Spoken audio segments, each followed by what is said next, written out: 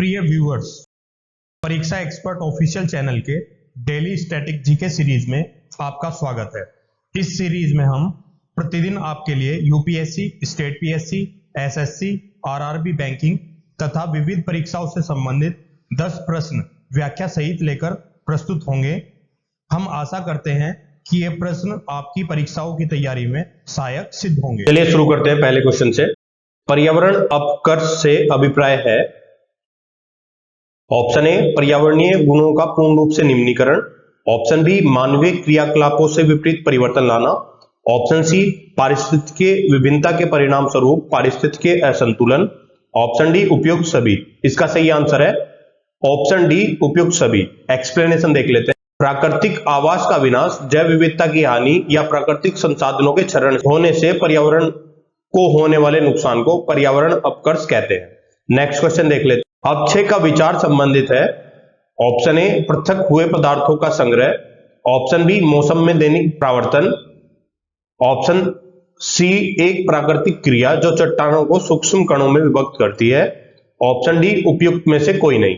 इसका सही आंसर है ऑप्शन सी, एक प्राकृतिक क्रिया जो चट्टानों को सूक्ष्म कणों में विभक्त करती है। एक्सप्लेनेशन देख लेते हैं। अपक्षय चट्टानों की टूट फूट वह क्रिया है जिसके अंतर्गत चट्टानें विघटन और विनियोजन द्वारा ढीली पड़कर एवं विदीर्ण होकर अपने स्थान पर ही बिखर कर रह जाती है।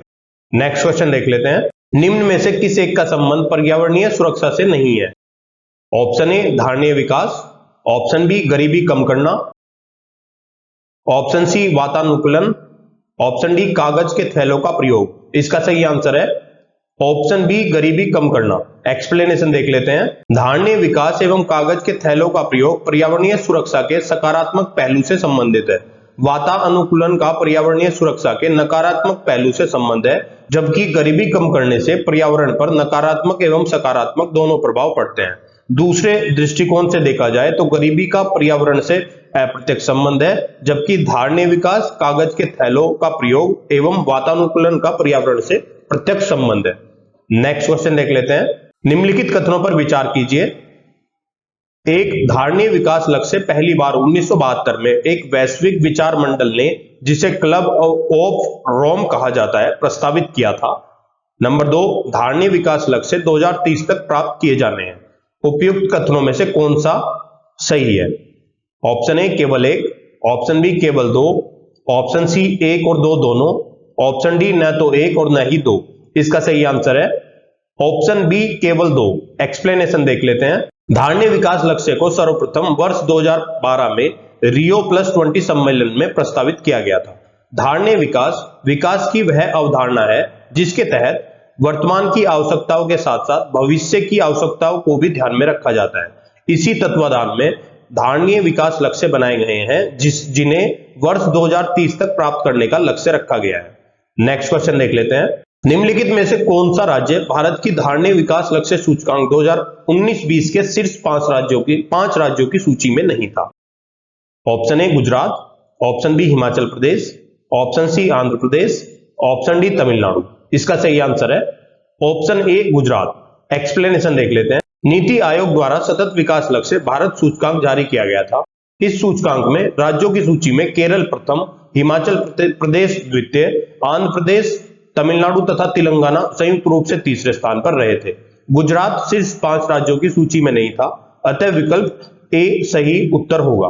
नेक्स्ट क्वेश्चन देख लेते हैं। नीति आयोग द्वारा जारी सतत विकास लक्ष्य इंडिया सूचकांक 2019 के अनुसार कौन सा राज्य प्रथम स्थान पर था? Option A, Uttar Pradesh. Option B, Bihar. Option C, Jharkhand. Option D, Kerala. इसका सही आंसर है ऑप्शन डी, केरल। एक्सप्लेनेशन देख लेते हैं। 30 दिसंबर 2019 को नीति आयोग द्वारा सतत विकास लक्ष्य भारत सूचकांक 2019-20 जारी किया गया था।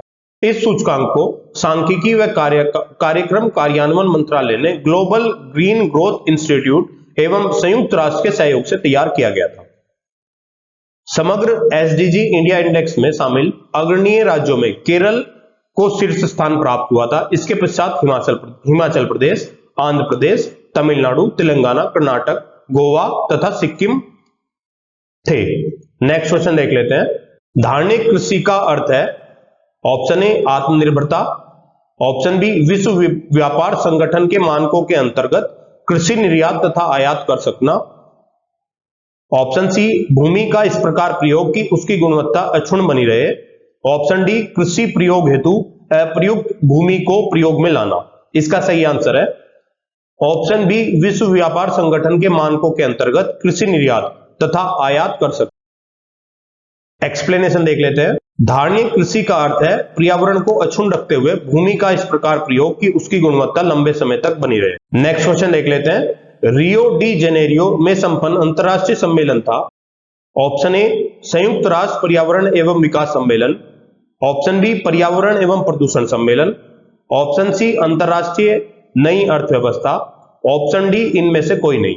इसका सही आंसर है ऑप्शन ए, संयुक्त राष्ट्र पर्यावरण एवं विकास सम्मेलन। एक्सप्लेनेशन देख लेते हैं। रियो डी जेनेरियो में वर्ष 1992 में संपन्न अंतरराष्ट्रीय पृथ्वी शिखर सम्मेलन संयुक्त राष्ट्र का पर्यावरण एवं विकास सम्मेलन था। नेक्स्ट क्वेश्चन देख लेते हैं।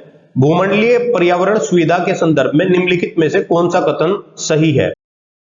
ऑप्शन ए, यह जैव विविधता पर अभिसमय एवं जलवायु परिवर्तन पर संयुक्त राष्ट्र ढांचा अभिसमय के लिए वित्तीय क्रिया विधि के रूप में कार्य करता है। ऑप्शन बी, यह भूमंडलीय स्तर पर पर्यावरण के मुद्दों पर वैज्ञानिक अनुसंधान करता है। ऑप्शन सी, यह OECD के अधीन यह एक अभिकरण है जो अल्प विकसित देशों को उनके पर्यावरण की सुरक्षा के विशिष्ट उद्देश्य से प्रौद्योगिकी और निधियों का अंतरण सुकर बनाता है। ऑप्शन डी, दोनों ए तथा बी। इसका सही आंसर है ऑप्शन ए, यह जैव विविधता पर अभिसमय एवं जलवायु परिवर्तन पर संयुक्त राष्ट्र ढांचा अभिसमय के लिए वित्तीय क्रियाविधि के रूप में कार्य करता है। एक्सप्लेनेशन देख लेते हैं। रियो अर्थ समिट 1992 के दौरान वैश्विक पर्यावरण सुविधा की स्थापना की गई थी। भूमंडलीय पर्यावरण सुविधा, जैव विविधता पर अभिसमय, जलवायु परिवर्तन पर संयुक्त राष्ट्र ढांचा अभिसमय, मरुस्थलीकरण के विरुद्ध संयुक्त राष्ट्र अभिसमय इत्यादि के लिए वित्तीय क्रियाविधि के रूप में कार्य करता है। नेक्स्ट क्वेश्चन देख लेते हैं। समाचारों में कभी कभी दिखने वाले एजेंडा 21 के संदर्भ में निम्नलिखित कथनों पर विचार कीजिए। एक, यह धारणीय विकास के लिए वैश्विक कार्य योजना है। 2002 में जोहान्सबर्ग में हुए धारणीय विकास पर विश्व शिखर सम्मेलन में इसकी उत्पत्ति हुई।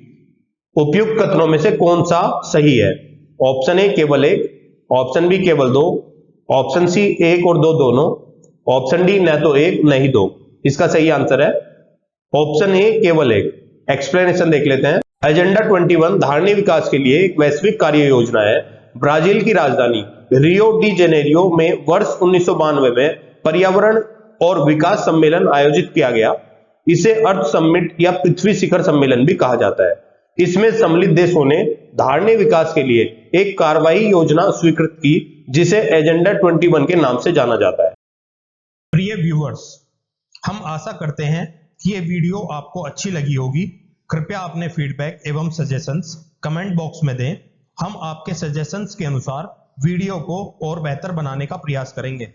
इस वीडियो की PDF प्राप्त करने के लिए आप हमारे टेलीग्राम चैनल से जुड़ सकते हैं, जिसका लिंक वीडियो के डिस्क्रिप्शन में दिया गया है। आप हमारी वेबसाइट www.parikshaexpert.com पर जाकर किसी भी एग्जाम की टेस्ट सीरीज ज्वाइन कर सकते हैं।